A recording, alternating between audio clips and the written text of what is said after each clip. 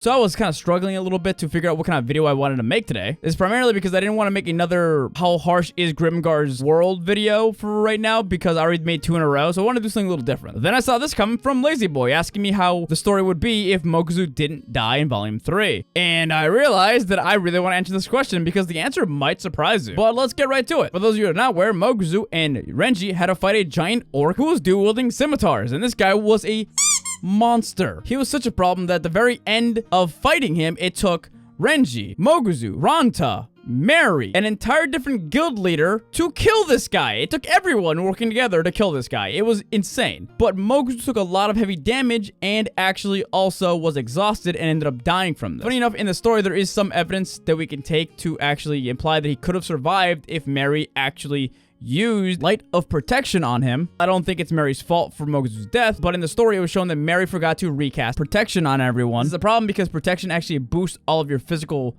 attributes, and it's not a huge boost, but it's enough where it could have made a difference, and it does give you a little bit of regeneration. And if she cast it, he might have survived. So for our what if situation, we're going to pretend like she actually did recast it and he did survive. So thanks to her recasting it, Moguzo in Volume 4 is essentially being held up as like this giant big hero. He's probably not famous to the level of like Renji, but the fact that he was able to fight an orc leader next to Renji for a very long time probably gives him some fame. Quite honestly, it would not surprise me if other volunteer soldiers actually tried to recruit him as well. Hell, we have some of that in Volume 4 to people that are not Moguzo, right, Renji? You shit. But since Moguzo survives, nobody goes on their depression character arcs at the beginning of Volume 4. Haru is not incredibly down on himself and depressed. Yume isn't in a, well, basically an emotional coma. Shihiru isn't pure numbness right now because her emotions are just drained from her. She's so emotionally tired. Mary's a raging alcoholic for the entire first half of the volume. And Ranta's gorging himself because how depressed he is that Moguzo's dead. So none of that happens in Volume 4 now. Instead, they all rest up, hang out, spend some of their money, and probably go on killing some goblins. For the sake of the video, I will say that I think that they would end up going to the Wonder Hole like they did in Volume 4 originally, but they wouldn't have anywhere near as much struggles in the Wonder Hole at all, because originally a lot of the struggles were because Kuzaku joins them, which in this video he just doesn't join them because they don't have any more space for a party member.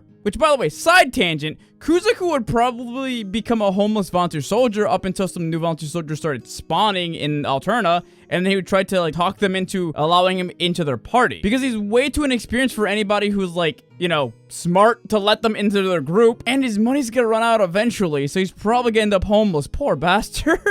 But with Moguzo there, they can sweep through the front entrance pretty easily. Matter of fact, I think this is actually going to be an overall problem for them because originally in Volume 4, the other characters had to step up a lot of their strength to be able to fill in the gaps with Kuzaku being a tank. At some point, Ranta gives Kuzaku some and does make him a better tank, but everyone else had to be better to make up the difference between Kuzaku and Moguzo. But with Moguzo being there, he could just basically carry their party up until they meet an Ustral. Because remember, they don't know what an Ustral is until Soma actually warns them about it. And in this version, they would never really meet Soma because Soma only meets them because they're having such trouble in the front entrance, which they wouldn't have that trouble now. They'd probably kill all the little monkey monsters in the entrance, go kill some of the ants inside, sell the parts, and kill some more and more ants. And eventually, they might meet an Ustral at some point in the later parts of the cave. But without Soma's warnings, they're probably gonna get jumped and murdered. Because think about it this way. Haru and the rest of the party did get stronger because of Kuzaku not being as strong as Moguzo, because they had to. But now that Moguzo is there to carry them, they don't need to work as hard. I'd be willing to argue that with Moguzo there, they probably would die. This is primarily because all the characters decide to buy expensive skills to be stronger, like Shihiru buying lightning magic and different kinds of spells. She only did that because Moguzo was gone, and Haru getting stuff like assault because Moguzo was gone, and Mary is a lot more careful about aid and other spells because Moguzo was gone. Without Moguzo's death to teach them lessons, they probably would end up dying here. This is primarily because the Ustral has absolutely no problem running past a tank and killing people in the back line. It almost happens multiple times in the story. And the only reason they survive is because they're being a lot more careful and they have extra skills that keep them alive. And these skills were specifically because Moguzo is gone. I'm not saying that Moguzo wouldn't be able to go toe-to-toe with the Nostral, but what I am saying is everyone else couldn't. So yeah, Grimgar's character deaths are pretty important to the overall narrative and what characters learn from their deaths. When Moguzo died, they learned that they needed to work together in a better way and not put all the pressure on one person. When Moguzo died, they learned to be a lot more careful about how they approach combat.